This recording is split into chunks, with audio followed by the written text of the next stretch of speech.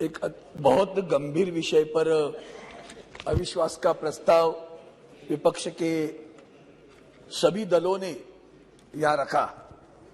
दुर्भाग्यवश जिस गंभीरता से हमारे मित्र गोगोई जी ने इस प्रस्ताव को रखा, उसके बाद में जो भाषण मैं सुन रहा हूं, 1953 में क्या हुआ, 76 में क्या हुआ, पैदा भी नहीं हुआ था तू।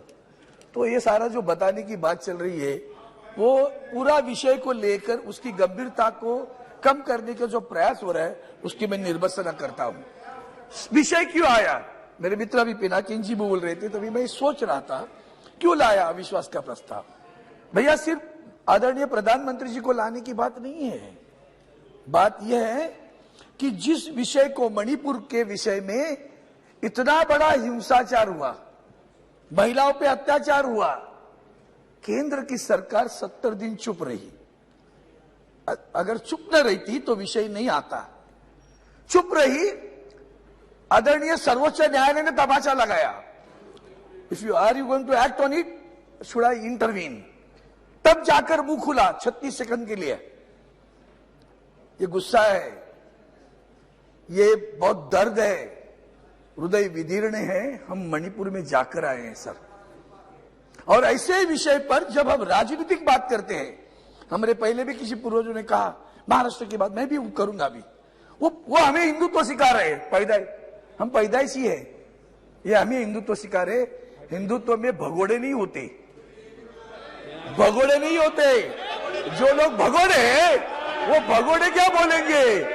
जिनके पास इतना दम होता, उनके पास इतना दम होता।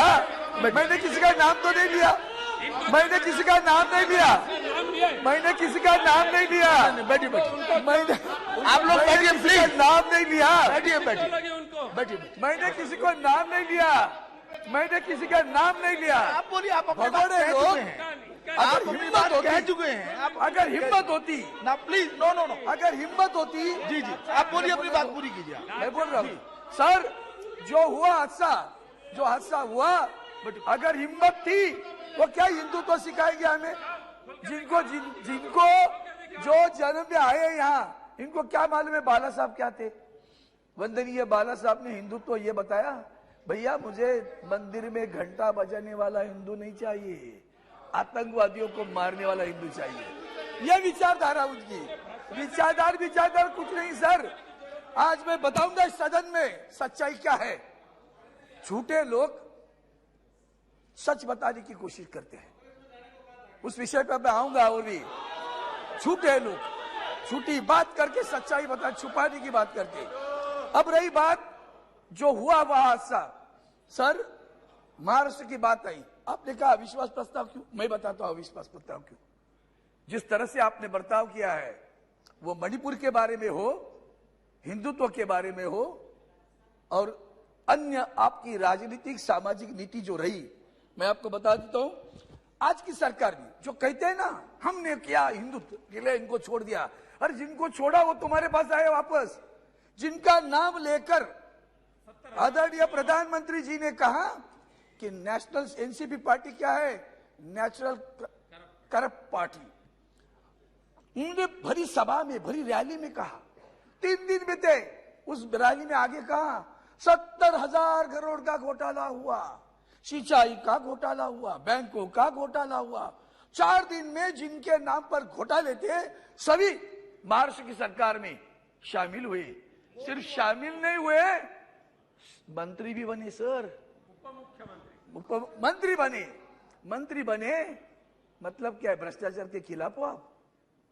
ईडी के केसेस लेकर सबको डरा के लेके गए। भगोड़े लोग बोलेंगे राष्ट्रीयत्व की बात, और ये वॉशिंग मशीन जो चल रहे हैं ना सर, ये क्या बोलेंगे? उस वक्त तो उनका नाम लेके गए थे, अभी उनके साथ में बैठे।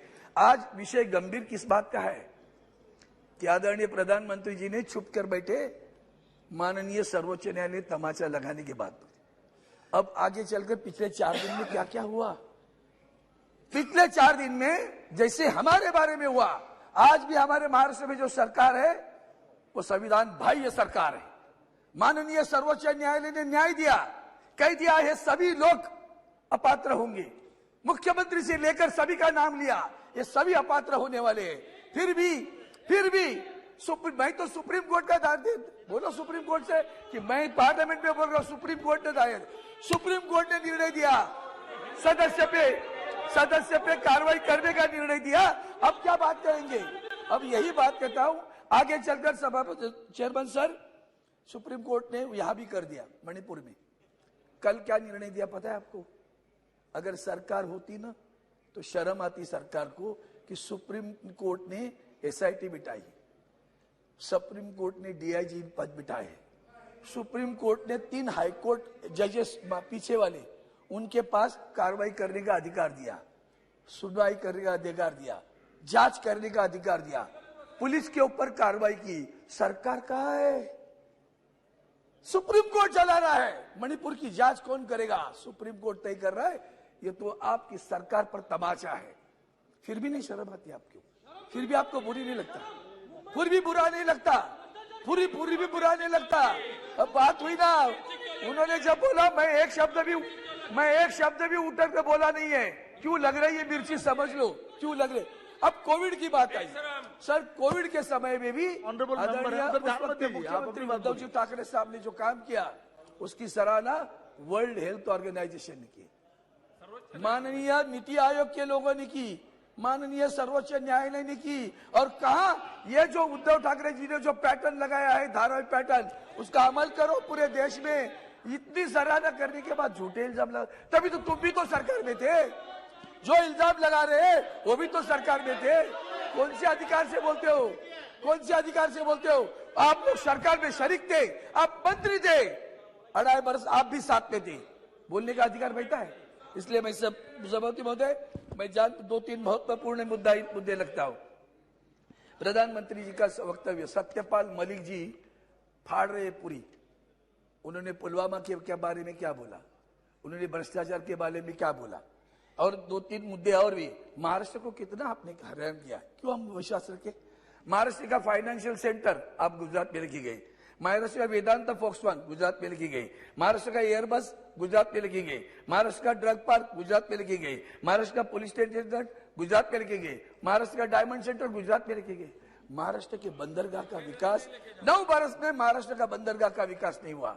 महाराष्ट्र के मिल वर्कर्स के बारे में जमीन पर कुछ करना है, कुछ नया प्रोजेक्ट, कुछ नहीं किया। उल्टा जब हमारे पास निसर्ग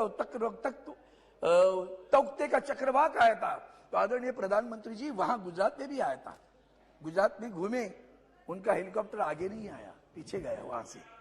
महाराष्ट्र के ऊपर ध्यान नहीं दिया, इतना सारा इल्जाम लगे। इसके बाद में हम बुलेट ट्रेन, हमारे यहाँ तो 10%, तो हमारे पास 70% पैसा बुलेट ट्रेन के लिए, सबकी गुजरात की सारा इस्तेमाल होना है। सभापति महोदय, महत्वपूर्ण विषय ऐसे है कि इसमें जो चीजें उन्होंने की है, खास करके 1 मिनट आपको बुरा लगना चाहिए था, किसानों का आंदोलन हुआ, 100 से ज्यादा लोग मर गए, बुरा नहीं लगा। आखिर में आदरणीय प्रधानमंत्री जी को कहना पड़ा, क्षमा मांगनी पड़ी। देश की क्षमा मांगता हूं और सारे बिल वापस लेता हूं। मरे कितने लोग, कुछ है उसकी परवाह? मॉनिटाइजेशन किया, कितने लोग मरे, है कुछ अश्रु ढाया? पुलवामा के लिए अश्रु ढाया? कभी नहीं अश्रु ढाया। यही तो दुख है, यही तो दर्द है। संवेदनाहीन सरकार चला रही है। और इसलिए सभी सभापति महोदय, आज जो काम हो रहा है, यहाँ जो खास करके पब्लिक सेक्टर हमारे जो बेचे जा रहे हैं, बेरोजगारी है, महंगाई है, अभी तो सभी ने बोला तो मैं उससे ज्यादा नहीं बोलूंगा। पब्लिक सेक्टर में बीएसएनएल कहा गया, इनके ऊपर इल्जाम लगाते लगाते 2 वर्ष बिताए, आज 9 वर्ष हो गए, बीएसएनएल डूब रहा है, एमटीएनएल डूब रहा है, स्ट्रेटेजिक कंपनी है, कुछ नहीं हो रहा। कहां रोजगार मिला? और गद्दारों को फिर बुरा लगता है, गद्दार कह देंगे।